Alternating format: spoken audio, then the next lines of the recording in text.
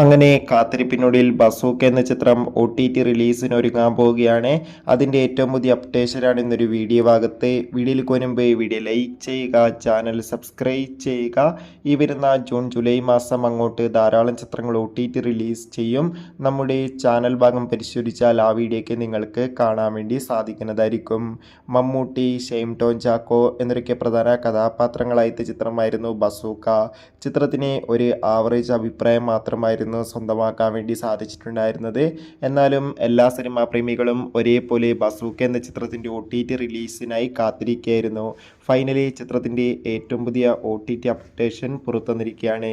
ഇപ്പോൾ ഇതാ ബസൂക്ക എന്ന ചിത്രത്തിൻ്റെ OTT അവകാശങ്ങളൊക്കെ C5 എന്ന OTT പ്ലാറ്റ്ഫോം സ്വന്തമാക്കിയെന്നാണ് റിപ്പോർട്ടുകൾ സൂചിപ്പിക്കുന്നത്. അതോടുകൂടി ചിത്രം ഈ വരുന്ന ജൂലൈ മാസം 5-ാം തീയതിയോ അല്ലെങ്കിൽ ജൂലൈ മാസം 10-ാം തീയതിയോ OTT റിലീസിനെത്തുമെന്നാണ് അറിയാൻ വേണ്ടി സാധിച്ചിട്ടുള്ളത്.